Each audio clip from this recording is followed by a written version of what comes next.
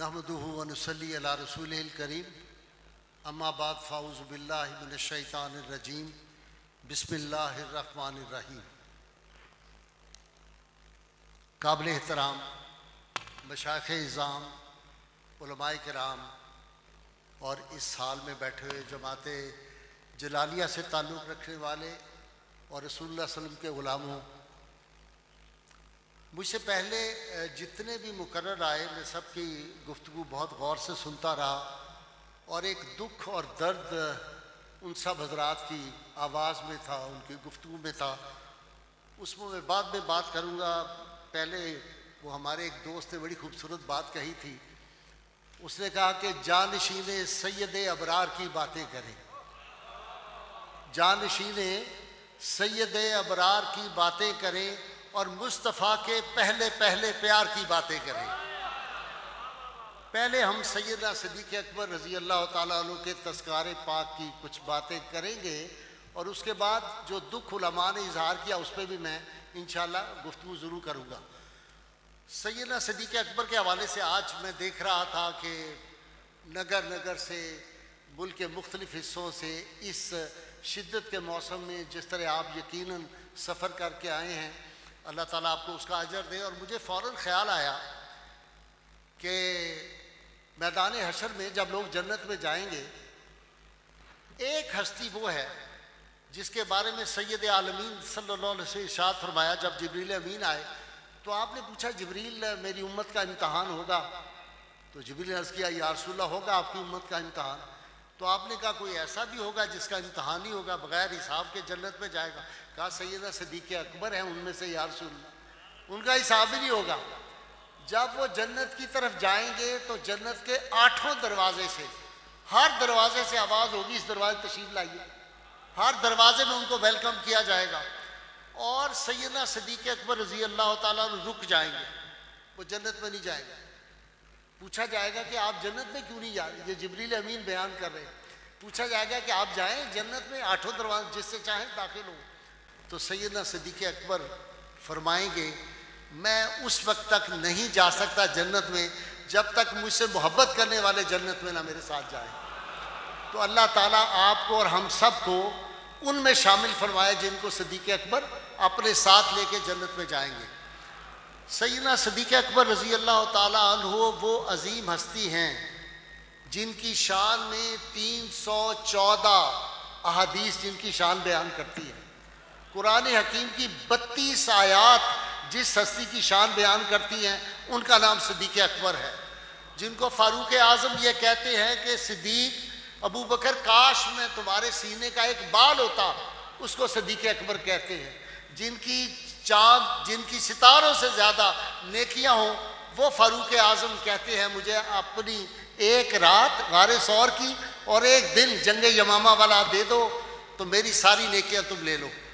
سیدنا صدیق اکبر رضی اللہ تعالیٰ عنہ رسول اللہ صلی اللہ علیہ وسلم سے محبت، آپ نے کیا ارشاد فرمایا؟ آپ نے فرمایا نے دنیا بھر کے سب لوگوں کو جنہوں نے احسان کیے تھے ان سب کا بدلہ دے دیا، ابو بکر کو اس کے احسانوں کا بدلہ اللہ قیامت میں دے گا۔ سیدنا صدیق اکبر اس امت کے محسن ہیں۔ ابو ہریرہ رضی اللہ تعالیٰ فرماتے تھے اگر ابو بکر نہ ہوتے یہ دین تباہ ہو جاتا۔ جس وقت اس امت کی ڈولتی ہوئی کشتی کو سیدنا صدیق اکبر رضی اللہ تعالیٰ عنہ نے سہارا دیا، اس وقت آپ کو پتہ ہے حالات کیسے تھے؟ سیدنا فاروق اعظم کتنے سمجھدار، سیدنا علی مرتضیٰ شیر خدا کی حکمت دانش، سارے صحابہ کا مشورہ یہ تھا کہ یہ اسامہ والا لشکر نہیں بھیجنا چاہیے، اس وقت ہم مانعین زکوٰۃ جنہوں نے انکار کیا ان سے نہیں لڑنا چاہیے۔ سیدنا صدیق اکبر نے کہا نہیں، مجھے یہ ڈر بھی ہونا کہ مجھے درندے کھا جائیں گے، میں پھر بھی رسول اللہ صلی اللہ علیہ وسلم نے جس لشکر کی روانگی کا حکم دیا تھا اس کو بھیجوں گا۔ اب حکمت دیکھیں، دانائی، یہ ویسٹرن لوگ لکھ رہے ہیں، میں نے ان کی کتابیں پڑھی ہیں۔ کاش ہماری آج کی نوجوان نسل کو ہم دین کی وہ عظمتیں بتاتے، ہم نے تو اپنے نوجوانوں کو کس طرف لگا دیا۔ میں آپ سے دکھ کے ساتھ کہتا ہوں، میں راتیں جاگ کے گزارتا ہوں، روتا رہتا ہوں۔ اس پاکستان کی تاریخ میں مشائخ اعظام آپ بیٹھے ہیں، میں آپ کی اطلاع کے لیے سب سے زیادہ پاکستان کی تاریخ میں جس شخص نے صحابہ کرام پر پروگرام کیے وہ یہ عاجز ہے۔ حضور سید عالمین صلی اللہ علیہ وسلم کی ناموس، آپ کی ختم نبوت کے لیے میں نے جتنے برس یہ جنگ کی ہے آپ سوچ نہیں سکتے۔ لوہے کی دیوار رسول اللہ صلی اللہ علیہ وسلم کی ختم نبوت کے ارد گرد ہم نے قائم کر دی، اور ہمیں رزلٹ کیا ملا؟ ہماری نوجوان نسل بھاگ نہیں جائے گی دین سے کہ چند ملا اٹھے انہوں نے فتویٰ لکھ دیا کہ غازی صاحب تو گستاخ صحابہ ہیں۔ میں نے کہا کیا تھا؟ میں نے کہا یہ یزید جو ہے یہ جب خلیفۃ المسلمین بنا تو اس دن سے مسلمانوں کی تباہی کا آغاز ہو گیا۔ انہوں نے کہا جی وزیر غازی کافر ہو گیا۔ یزید علیہ السلام کو یہ بات کہتی، یزید رضی اللہ تعالیٰ عنہ۔ یہ ہماری صفوں میں ہم وہ عقیدے کے لوگ تھے، آج رو رہے ہیں لوگ۔ میں سوچ رہا تھا آج حافظ عبدالستار صاحب ہمارے بہت پرانے دوست ہیں۔ حافظ عبدالستار سے میرا تعارف 50 برس پرانا ہے، جب یہ ابھی ان کی داڑھی بھی جو تھی ابھی سیاہ تھی، میری بھی تھی۔ آج میں صاحبزادہ عبدالمصطفیٰ آیا نا جب، تو میں سچی بات ہے بہت عرصے کے بعد اس کو ملا تھا، تو میں نے اس کا جامعہ نظامیہ سے کہا جی انہوں نے اپنا تعارف کرایا۔ میں کہا میں تینوں بچہ دیکھیا سی، ہوں تو بھی بڈھا ہو گیا، سفید تیری داڑھی ہو گئی۔ یہ صاحبزادہ حامد رضا یہاں پہ بیٹھا ہوا ہے، ہمارے ہاتھوں کا بچہ ہے، ہمارا بھتیجا۔ اس کے بڑوں سے، اس کے تائے سے ہماری دوستی، اس کے والد سے دوستی۔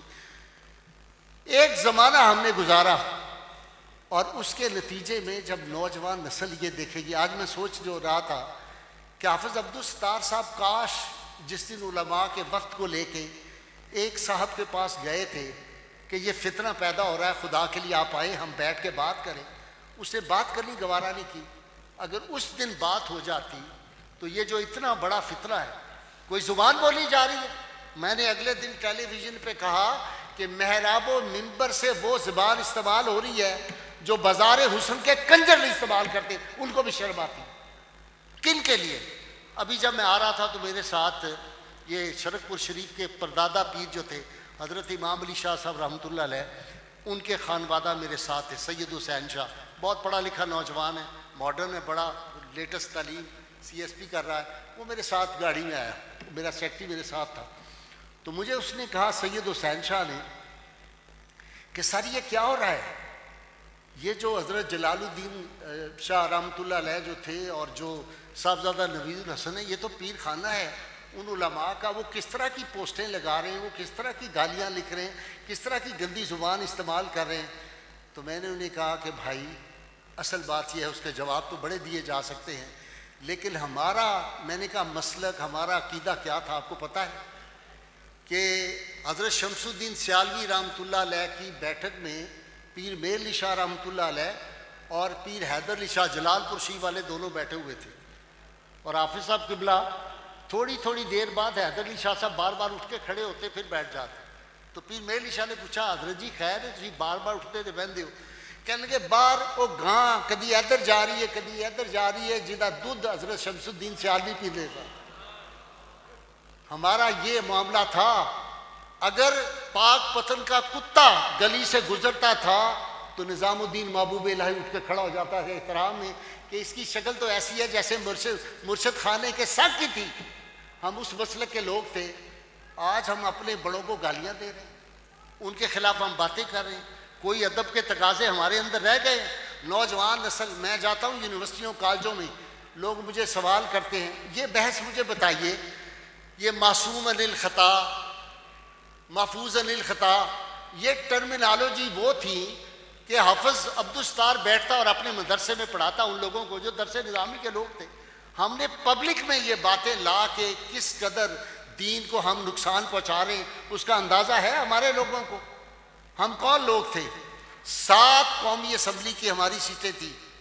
آپ کو جو نوجوان ہیں آپ کو تو نہیں پتا، ہم نے وہ جنگ لڑی ہے، ہم نے ختم نبوت کی 74 کی تاریخ جو ہے اگلی صفوں میں لڑی ہے۔ حافظ عبدالستار بیٹھا ہوا ہے، ان کو پتہ ہے کہ کس طرح ہم فائری تقریریں کرتے تھے ملک کے کونے کونے میں جا کے، شاہ مدورانی، عبدالستار نیازی۔ ہمارے بڑے کیا تھے؟ مفتی عبدالقیوم ہزاروی جب کوئی مسئلہ ہوتا تھا سب سے پہلے مجھے اور احمد علی قصوری کو بلاتے تھے مشورے کے لیے۔ مفتی محمد حسین نعیمی رحمۃ اللہ علیہ، کوئی مسئلہ ہوتا سب سے پہلے مجھے فون آتا تھا۔ علامہ محمود النظوی فوراً مجھے بلاتے تھے، ہم سے مشورہ کرتے تھے۔ ان کی اولادیں جو ہے وہ ہمیں گالیاں دیتی، انہوں نے کبھی ادب سے ہمارا نام نہیں لیا. ہم کہاں گر رہے ہیں؟ یہ لمحہ فکریہ ہے. میں چاہوں تو کسی بھی جو ملا گالیاں دیتے ہیں ان سے بڑھ کے گالی دے سکتا ہوں, ان سے زیادہ سخت باتیں کہہ سکتا ہوں, لیکن کس کو کہیں؟ میں لوگوں سے کہتا ہوں یہ ہمارے اپنے لوگ ہیں, ہمارے بدکے ہوئے بچے ہیں, ہمارے بگڑے ہوئے بچے ہیں. اپنے گھر سے ماں باپ کا کام ہے, ان کو نکال نہیں دیتے. میں آج بارے دیگر حافظ عبدالستار صاحب شرق الشیخ کے یہاں پہ سیادہ نشین بیٹھے, جتنے مشائخ ہیں, میں آپ سے آج پھر درد دل سے کہتا ہوں, میری تو کوئی جماعت نہیں ہے, یہ ذہن میں رکھ لیجئے, میری کوئی جماعت نہیں ہے. میں کسی جگہ بھی جمعہ نہیں پڑھاتا کہ مجھے کوئی کہے گا آپ کو مسجد سے ہم چھٹی دے دیں گے. میں یہ گزارش کر رہا ہوں آپ کی خدمت میں, ایک دفعہ پھر ایک اٹیمپٹ, ایک کوشش کر لیں, کچھ بڑوں کو لیں, شاید ان لوگوں کو شرم آ جائے, اور دعا کر کے جائیں گھر سے کہ اللہ تعالیٰ ان کو راہ ہدایت دے دے. ہماری صفوں میں کبھی یہ سوچ سکتے تھے کہ اہل بیت اطہار کی ہم خامیاں تلاش کریں گے؟ سیدہ فاطمہ سلام اللہ کا نام آئے تو ہماری گردن ادب سے جھک جاتی تھی. 70,000 حوروں کے جلووں میں جو ہستی آئے گی میدان حشر میں, اور آواز آئے گی اے اہل معاشر اپنی نگاہیں جھکا لو, آپ محمد صلی اللہ علیہ وسلم کی صاحبزادی آ رہی, ان کے بارے میں لونڈے لپاڑے اٹھ کے جو ہے وہ گفتگو شروع کر دیں, ہم ان کی خطائیں تلاش کرنا شروع کر دیں. سوچیں معاملے کہاں تک جا رہے ہیں. میں نے 3 پروگرام کیے ہیں, لوگوں کو خبر ہی نہیں ہے. FBR کے چیئرمین نے کہا یہ جو روز ہم نعرے سنتے ہیں جی سلطنت مدینہ بنا دیں گے اس ملک کو سلطنت مدینہ, اس نے کہا یہ بکواس فضول بات ہے. مدینہ کی ریاست, ہم سلطنت مدینہ ریاست مدینہ بنائیں گے جہاں نہ کالج تھا, نہ اسکول تھا, نہ یونیورسٹی تھی, نہ اسپتال تھا, سارے ملک میں چپ تھے. میں نے 3 پروگرام اس کے جواب میں کیے, اس کو پھر بات کا جواب نہیں آیا. یہ ثابت کیا, میں نے کہا تمہیں کیا پتہ نالائق لوگ, تم نے ہماری تاریخ پڑھی ہے؟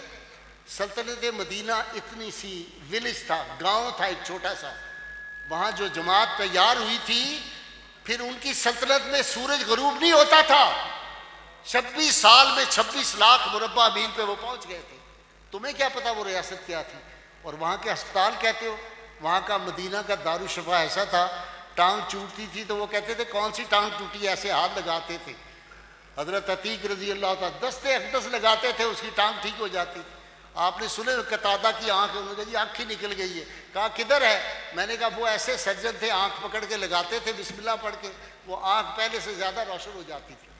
تمہیں کیا پتا کہ ریاست مدینہ نے ایسا آدمی پیدا کر دیا تھا فاروق اعظم رضی اللہ تعالیٰ عنہ, کہ آج بھی جو ویلفیئر لا ہے یہ وہاں پڑھتا رہا ہے. حامد رضا اس کو پوچھو, اس کو عمر لا کہتے ہیں, آج بھی کہتے ہیں نا, عمر لا اس کو کہتے ہیں. سارے اسکینڈینیوین کنٹریز میں اس کو عمر لا کہتے ہیں. پھر اگلی بات سنو, برے صغیر میں پاکستان بننے سے پہلے آسٹیریٹی ڈرائیو, سادگی کی تحریک شروع ہوئی, اور گاندھی جو تھا اس نے وہ کھڈی کا کپڑا, خود بھی کھڈی چلاتا تھا, وہ چرخہ چلا کے بناتا تھا, بڑے بڑے ڈرامے اس نے کی. آسٹیریٹی ڈرائیو, سادگی کی تحریک برے صغیر میں شروع ہوئی. گاندھی تقریر کرنے کے لیے آیا, ینگ انڈیا کانفرنس نوجوانوں کی تھی, سارے ہندوستان سے جو ہندو لوگ تھے اور جو کانگریس کے لوگ تھے وہ سارے پہنچے ہوئے تھے. کیا کہا آ کے, کھڑا ہو گیا, کچھ دیر حیرت میں مبتلا رہا, خاموش کر کے تو شرمندگی چہرے پہ تھی, ایک دم اوپننگ دی. کہتا ہے کہ I am not gentleman, I am not going to mention the names of Rama and Krishna, perhaps they were not historical personalities.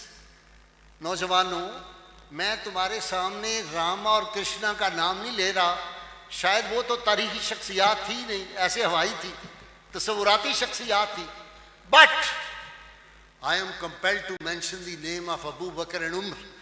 Though they were masters of vast empires, but they lived a life of power.